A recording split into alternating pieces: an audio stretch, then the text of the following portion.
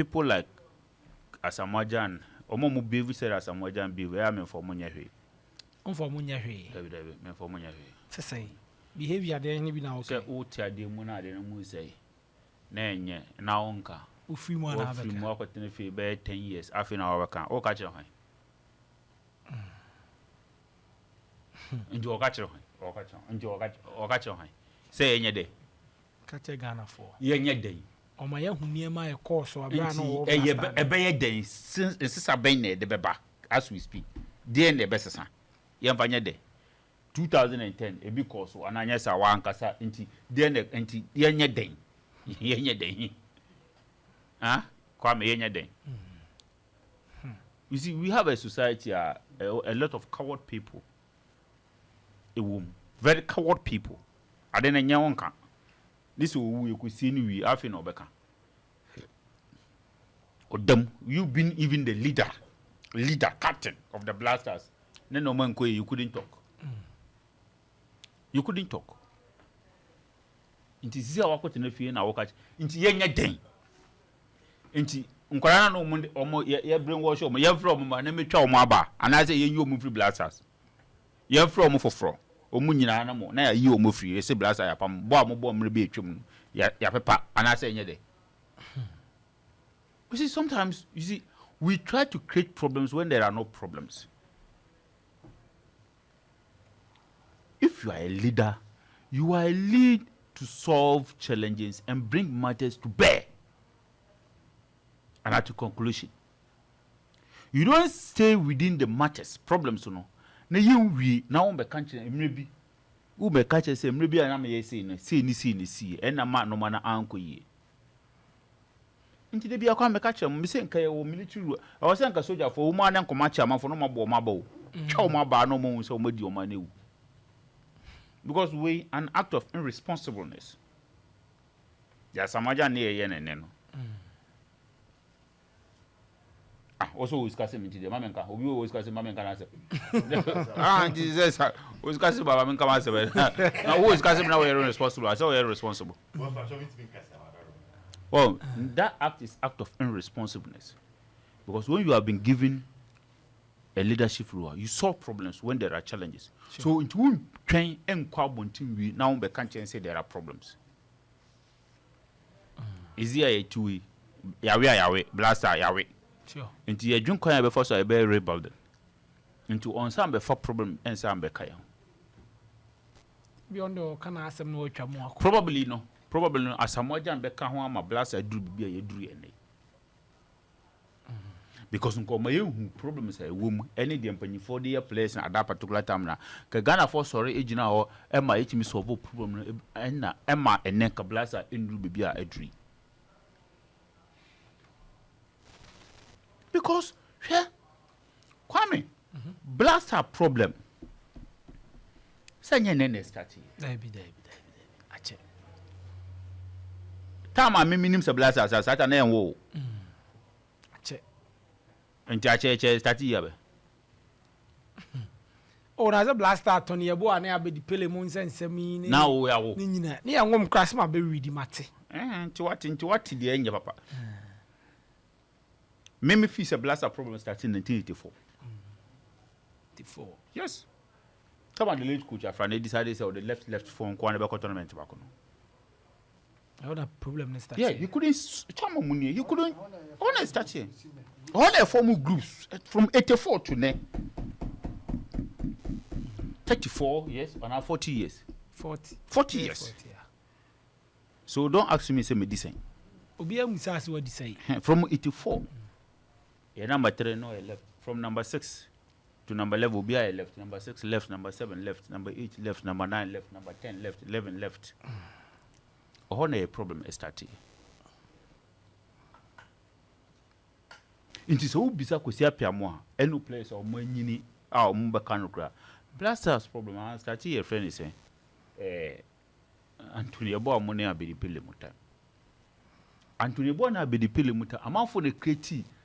Artificial say omumum na eka say obi a create problem e wo blasters mu a ene e na be te o mase anya Asamoah Gyan omo muka say ye captain ma obi na one na nim say blast a about tournament no one na nim say 92 na bra friend say because happen na captain ye bo qualifiers na go say happen na captain ade ba ko am for real fi no man kan say ye bo qualifier na we were using a different coach right we were using Bukar Caesar you qualify we Bukar Caesar na blasters nya problem okoye fortunately for us na auto fistan so the your friend is saying Starlet akoji Starlet 91 the na Ghana yin immediate coup to your your friend is saying cup of nation any appoint your friend is auto fistan so my coach kwame ne ye nipa yan kan ko nye sa discussion e ko so time no ya discussion ne kan discuss the simple reason is that team ben omunya coach for on change ni only captain of national especially national team team by almost team bia coach by he make a decision with regard to leadership and I say akro to do ye oh yes akofa kudus yes it is a backfire you blame him say backfire but that doesn't mean that because of kudus nimbo bonti na person the captain man no enu bi na si 92 aya anti asem enu bi na si 92 coach in physical to face there was all the captain ma abedipele ana entawanta wa AC itiminya players ni bi ombo ball at that time etimi radio so ka so mo share na mo share Ghana enye nsem hunu na wudi a kire Ghana for na utimi tena radio so ka so mo share da na mo Ivory Coast share Ghana me catch those players nya o man share da Bonana no mnim Ivory Coast ahode na eburu so in that particular time because they play the tournament through without conceding a goal.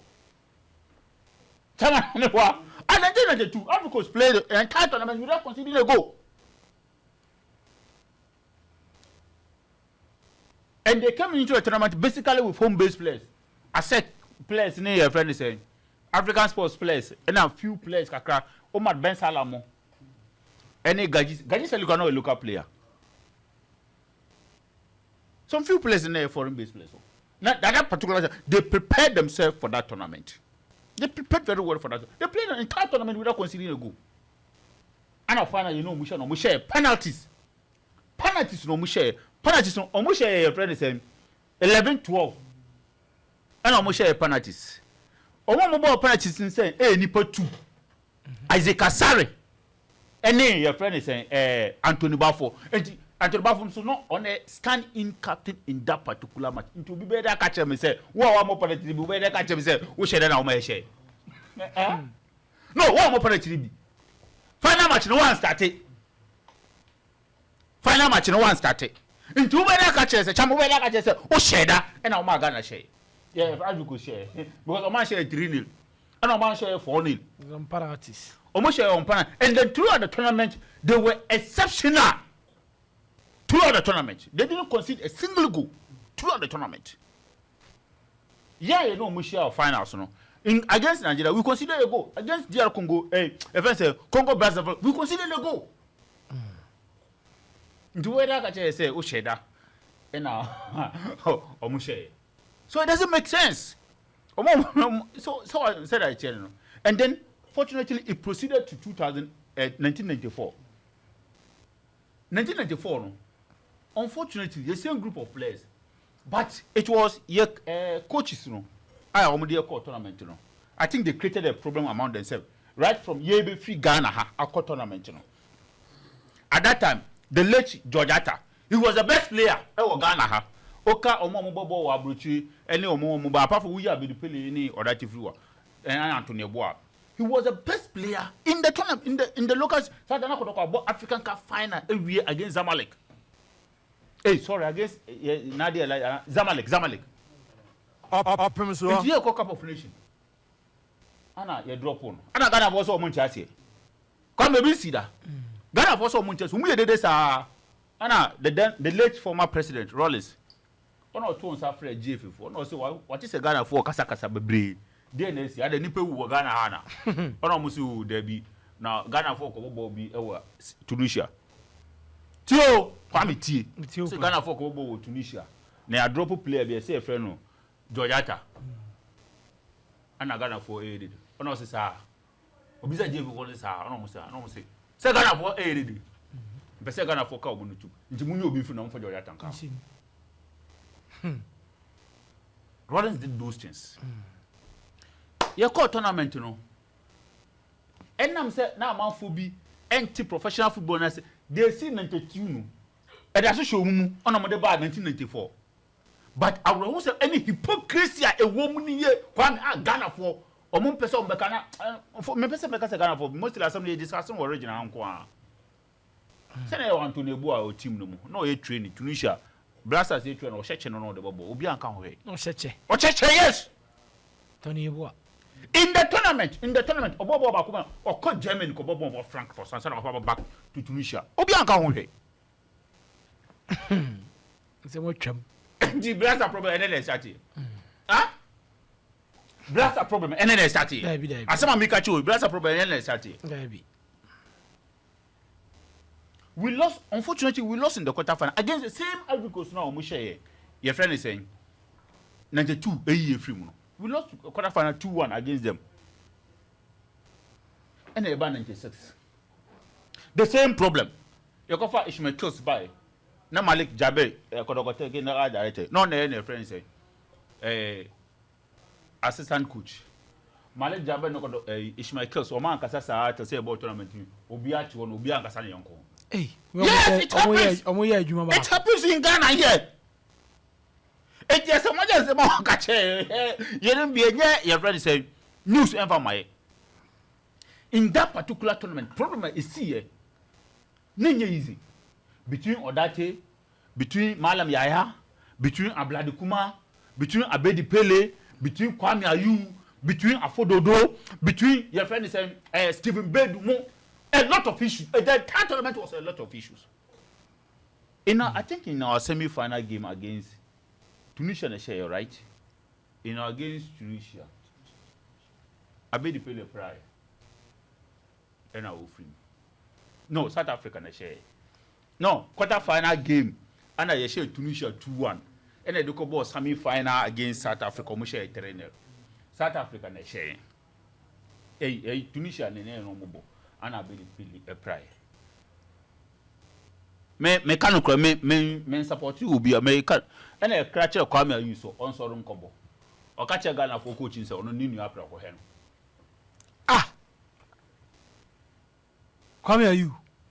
That's what I mean. Just try it. Come on, who near Praco?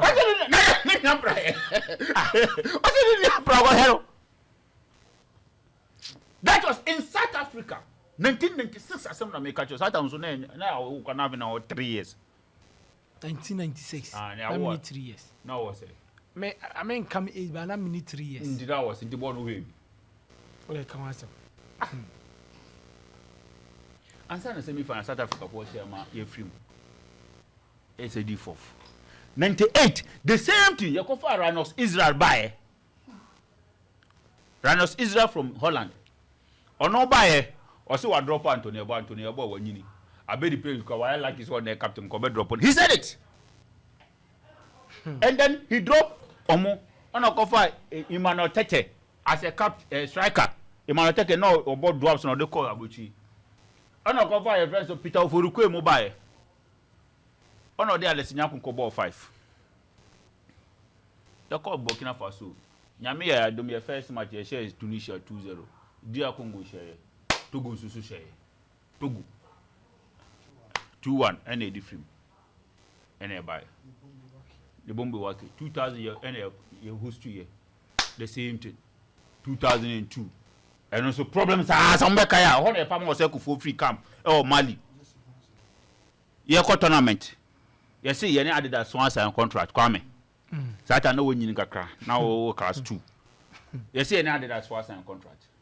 Added as contract here, JV4C or you that's outside. 2002 as seven of you.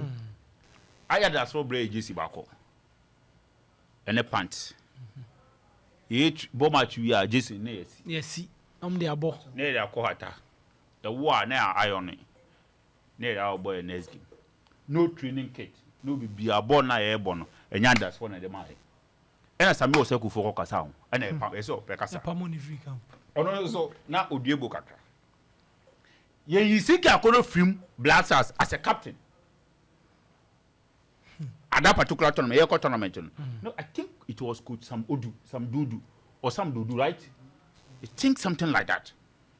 So you see Akono film as a captain 92. You see when you and you see your friend Samuel Sekufo say you're the captain ebe mawo. Mejidi said na is in the way of honoring him. It was a big political. Meme politics ni bi onya football politics so. That time actually make my catch of the see. Oh, politics ni bi. Yeah, politics na here no. MPP NDC. That time a decision came to honor Samuel Sekufo as a captain of Ghana. Okay. But he couldn't look smart. On also Sami Sika Akono na danfo. And he say I drop Sika Akono the free camper. On also on team captain. A step back in him. You my name captain. The ma first time I called tournament and captain on the bench. Yeah, what born captain to bench? I said the Sami was a Gufo. Emmanuel was a Gufo. Said the Mokufo was on pair. Another Kufo. The general. The just said I could not boy Busa Dwarfs. And the mano. And the Bobo now you will do an air captain. Or only assistant captain or general captain at the bench. That tournament in introduce my Asamoah Razak Ibrahim, Kofi Amponsa, and your friend say John Mensah. That tournament in introduce home. Your captain now also when you know tournament in a baby in your cat. Where captain now come myself. Oh, your captain. Into him come into kind almost so. Come in buy. Fast forward, and 2004, you ain't qualify and go to Tunisia. Coach Afrani coach. And then Nantechi move far, Jumadin. And the Blasters having problems. Even Nantechi move fire. So I called 2006. Our friend said Egypt. We lost in the group stages. And yes, sir. Yeah. We lost against Nigeria 1-0. We lost against Zimbabwe and we beat Senegal by 1-0. And also na kofa Baba Amandu and seven appear problem by Saturday night as a mukra so na TV black and white on now to TV kakra.